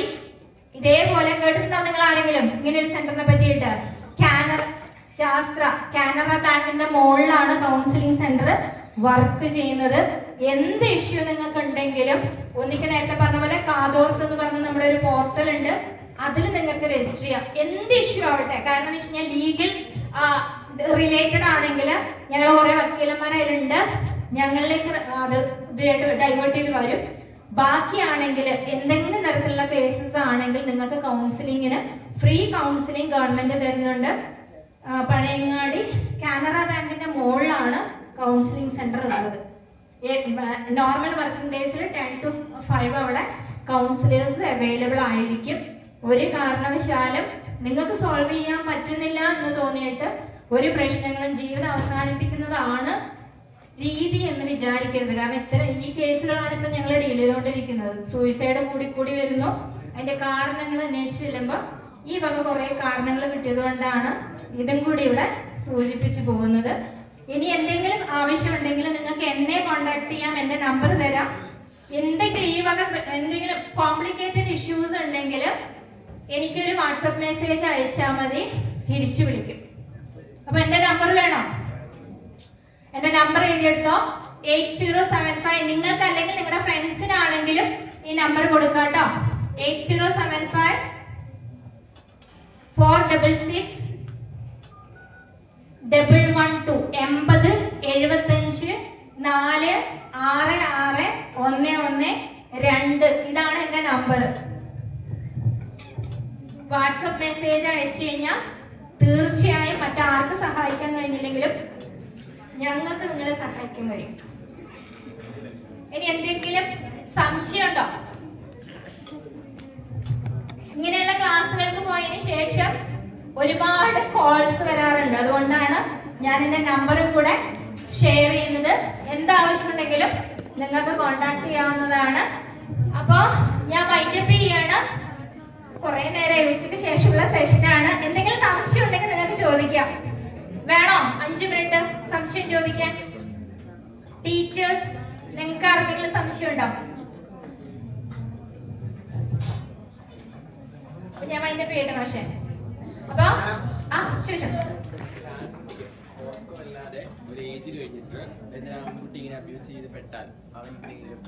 തീർച്ചയായും ആൺകുട്ടി ഒരു പ്രായം കഴിഞ്ഞിട്ടാണോ?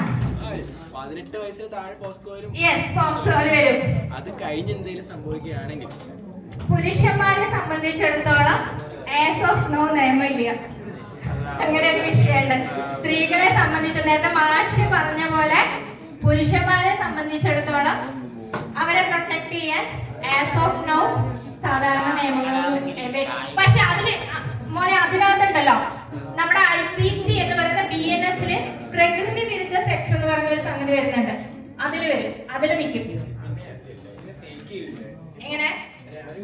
ഒരു കപ്പിൾസ് ഉണ്ടായിരുന്നു. അവര് ഒരുമിച്ചായിരുന്നു നിന്ന്. അപ്പൊ അത് കഴിഞ്ഞിട്ട് രണ്ടുപേരും രണ്ട് വഴിക്ക് പോയി. അപ്പൊ ആ ആൺകൊച്ച് നല്ല രീതിയിൽ എത്തിക്കഴിഞ്ഞാൽ ആ റിവെഞ്ച് എന്നുള്ള രീതിയിൽ കേസിൽ പെടുത്താൻ വേണ്ടിയിട്ട് ചെയ്തൊരു കാര്യം ലിവിങ് ടുഗദർ റിലേഷൻ എന്നല്ലേ മോൻ ഉദ്ദേശിക്കുന്നത്? ലിവിങ് ടുഗദർ റിലേഷൻ ഇപ്പൊ കോമൺ ആയിട്ട് വരുന്നുണ്ട് പിള്ളേരുടെ ഇടയിൽ.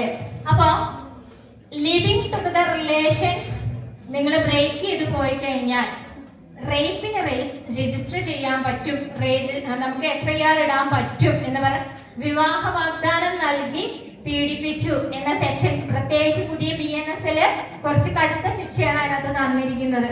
അപ്പൊ അതുകൊണ്ട് തന്നെ അത് സാധിക്കും തീർച്ചയായും. അതുകൊണ്ട് ഇതൊന്നും പോണ്ട എന്ന് പറയും, അതാണ് എളുപ്പം എന്ന് പറഞ്ഞ. വേറെ എന്തെങ്കിലും അത്ര തന്നെ വേറെ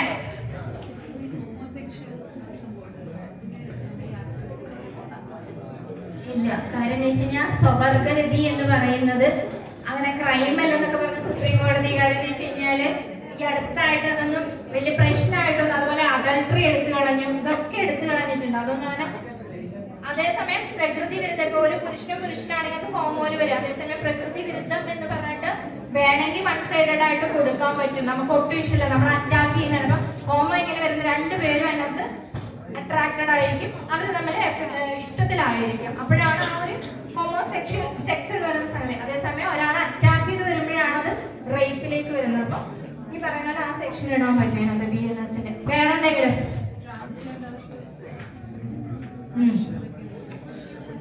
ഏതില്?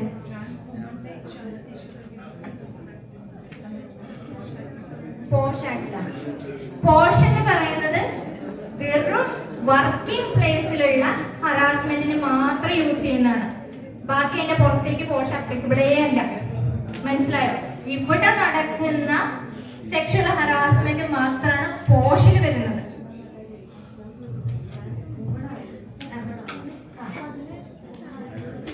പറ്റും. ഇവിടെ ഒരു ട്രാൻസ് വുമൺ വർക്ക് ചെയ്യേണ്ടെന്ന് വിചാരിക്കും, അവർക്കെതിരെ ഒരു സെക്ഷൽ ഹറാസ്മെന്റ് ഉണ്ടെങ്കിൽ തീർച്ചയായും പറ്റും. തീർച്ചയായും. വേറെ എന്തെങ്കിലും? തീർച്ചയായും അവര് മീൻസ് തേർഡ് കാറ്റഗറി എന്ന നിലയിലാണെങ്കിൽ അവർക്ക് എന്തെങ്കിലും ഹറാസ്മെന്റോ ഒക്കെ ഇതേ നിയമത്തിൽ തന്നെയാണ്. ഇവിടെ വർക്ക് ചെയ്തിട്ടുണ്ടെങ്കിൽ അത് വരുന്നുണ്ട്. വേറെ എന്തെങ്കിലും?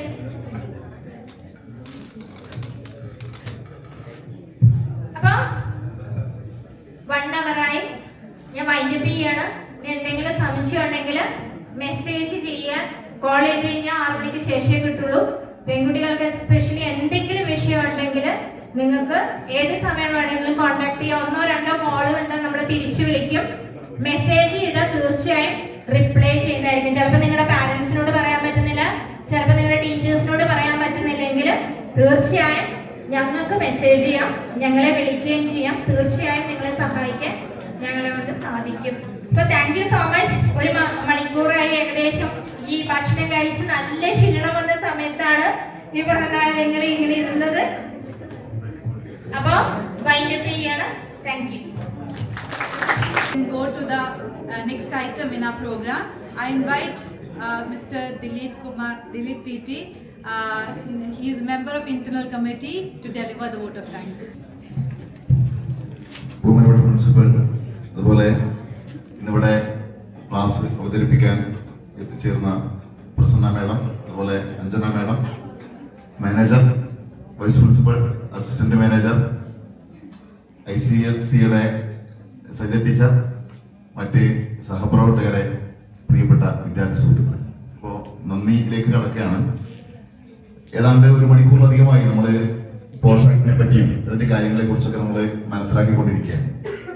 അപ്പോൾ ഒരുപക്ഷെ നിയമങ്ങളും അതുമായി ബന്ധപ്പെട്ടിരിക്കുന്ന ഒരുപാട് സംവിധാനങ്ങളും നമ്മുടെ സർക്കാരിന്റെ കീഴിലും മറ്റും കൃത്യമായിട്ട് പ്രവർത്തിക്കുന്നുണ്ടെങ്കിലും കൃത്യമായൊരു ബോധവൽക്കരണത്തിന്റെ അഭാവമാണ് ദിനം പ്രതി മീഡിയയിലായി കഴിഞ്ഞാലും മറ്റുള്ള മാധ്യമങ്ങളിലൂടെ ഒക്കെ തന്നെ നമ്മൾ ഇത്തരം പ്രശ്നങ്ങൾ നമ്മുടെ സമൂഹത്തിൽ നിലനിൽക്കുന്നുണ്ട് എന്ന് കാണുന്നതിന്റെ ഏറ്റവും വലിയ കാര്യം. അപ്പൊ നിയമങ്ങളില്ലാത്തതല്ല, ഒരുപക്ഷെ അതിന്റെ കൃത്യമായൊരു ബോധം അല്ലെങ്കിൽ ബോധവൽക്കരണത്തിന്റെ അഭാവമാണ് ഇത്തരം പ്രശ്നങ്ങൾക്ക് കാരണമെന്ന് നമുക്ക് വ്യക്തമായിട്ട് മനസ്സിലാവുന്നുണ്ട്. അപ്പൊ അതിനെക്കുറിച്ചും നിയമത്തിന്റെ വശങ്ങളെ കുറിച്ചും മാത്രമല്ല നമ്മുടെ സർക്കാരിന്റെ കീഴിൽ ഏതൊക്കെ സംഘടനകളും കാര്യങ്ങളൊക്കെയാണ് സംവിധാനങ്ങളാണ് പ്രവർത്തിക്കുന്നതിനെ കുറിച്ചൊക്കെ വളരെ വിശദമായ ഒരു ക്ലാസ് തന്നെയാണ് ഏതാണ്ട് 1:30 ശേഷം ഈ ഒരു 3 മണി വരെയുള്ള സമയത്ത് നമുക്ക് ലഭ്യമായിട്ടുള്ളത്. അപ്പോൾ ഈ ക്ലാസ് കൈകാര്യം ചെയ്യാൻ വേണ്ടി ഇവിടെ വന്ന് ഇത്രയും നേരം നമ്മളോട് ഈ പോഷാക്കിനെ കുറിച്ചും അതിന്റെ എന്താ പറയുക ഫലങ്ങളെ കുറിച്ചും കാര്യങ്ങളെ കുറിച്ചും ഒക്കെ തന്നെ വളരെ ആഴത്തിലും പരപ്പിലും ക്ലാസ് കൈകാര്യം ചെയ്ത് തന്നിരിക്കുന്ന അഡ്വക്കേറ്റ് പ്രസന്ന മണികണ്ഠൻ എല്ലാവിധ നന്ദിയും രേഖപ്പെടുത്തിയാണ് ICCയുടെ പേരും അതുപോലെ കോളേജിന്റെ പേരും. അതുപോലെ അഞ്ജന മേഡം, അവരാണ് നമുക്ക് സർക്കാരിന്റെ കീഴിലുള്ള സ്ത്രീകൾക്ക് ഉതകുന്ന രീതിയിലുള്ള എല്ലാ പദ്ധതികളെ കുറിച്ച് നമുക്ക് പറഞ്ഞു തന്നിരിക്കുന്നത്. അവർക്കും ICCയുടെയും അതുപോലെ കോളേജിന്റെയും എല്ലാം നന്ദി രേഖപ്പെടുത്തുന്നു. ഈ ചടങ്ങിന് അധ്യക്ഷ സ്ഥാനം വഹിച്ചിരിക്കുന്നത് നമ്മുടെ ബഹുമാനപ്പെട്ട പ്രിൻസിപ്പൽ സാറാണ്. അപ്പൊ നമുക്കറിയാം, വളരെ കൃത്യമായി നമുക്കൊരു സ്ഥാപനം എന്ന നിലക്ക് യാതൊരു തരത്തിലുള്ള ബുദ്ധിമുട്ടുമില്ലാതെ കാര്യങ്ങൾ ഇത്രയും വർഷമായിട്ട് മുന്നോട്ട് പോകുന്നതിന്റെ പ്രധാനപ്പെട്ട ആളുകൾ കോളേജിന്റെ മാനേജ്മെന്റും അതുപോലെ തന്നെ ഇതിന്റെ തലപ്പത്തിരിക്കുന്ന ആളുകളൊക്കെയാണ്. അപ്പൊ ഇനി അങ്ങോട്ടുള്ള പ്രവർത്തനങ്ങൾ നമുക്ക് എല്ലാവർക്കും അറിയാം, ഇതുവരെയുള്ള പ്രശ്നങ്ങളൊന്നുമില്ലാത്ത രീതിയിൽ തന്നെ കാര്യങ്ങളൊക്കെ മുന്നോട്ട് പോകും. അങ്ങനെയുള്ള ഒരു സംവിധാനത്തിലാണ് നമ്മുടെ കോളേജിൽ അറിയാം. അതിന് നേതൃത്വം വഹിക്കുന്ന ബഹുമാനപ്പെട്ട പ്രിൻസിപ്പൽ സാറാണ് ഇതിന് അധ്യക്ഷം വഹിച്ചത്. സാറിനും എല്ലാവിധ നന്ദിയും അറിയിക്കുന്നു. അതോടൊപ്പം തന്നെ മാനേജർ അച്ഛൻ ഇതിന് അനുഗ്രഹ പ്രഭാഷണം നടത്തുകയും കോളേജിൽ നമുക്ക് എല്ലാവർക്കും ഐക്യത്തോടു കൂടിയിട്ട് ഇവിടെ പ്രവർത്തിക്കാൻ വേണ്ടി സാധ്യമാകുന്നത് അങ്ങനെ ഒരു മാനേജ്മെന്റിന്റെ കീഴിലായതുകൊണ്ട് തന്നെയാണ്. അപ്പോൾ അനുഗ്രഹ പ്രഭാഷണം നടത്തിയ മാനേജർ അച്ഛനും എല്ലാവിധ നന്ദിയും അറിയിക്കുന്നു. വൈസ് പ്രിൻസിപ്പൽ സുഭാഷ് സാറിനും നന്ദി അറിയിക്കുകയാണ്. അതുപോലെ അസിസ്റ്റന്റ് മാനേജർ മെൽവിൻ ഫാദറിന്റെ നന്ദി അറിയിക്കുന്നു. പിന്നെ ഈ എന്താണ് പറയാ നിയമത്തിന്റെ കൃത്യമായ വശങ്ങളെ കുറിച്ച് ബോധവൽക്കരിക്കേണ്ട ആളുകൾ തന്നെയാണ് ഇവിടെ ഇരിക്കുന്ന ആളുകൾ മുഴുവൻ. അതായത് സ്റ്റാഫ് അംഗങ്ങളായി കഴിഞ്ഞാലും കുട്ടികളായി കഴിഞ്ഞാലും എല്ലാവരായി കഴിഞ്ഞാലും ശ്രദ്ധയോട് കൂടിയിട്ട് ഈ ഒരു സെഷൻ വീക്ഷിച്ച കേട്ട എല്ലാവർക്കും ഒറ്റ വാക്കിൽ നന്ദി രേഖപ്പെടുത്തിക്കൊണ്ട് ഈ ചടങ്ങിന് എല്ലാവിധ നന്ദിയും രേഖപ്പെടുത്തുന്നു.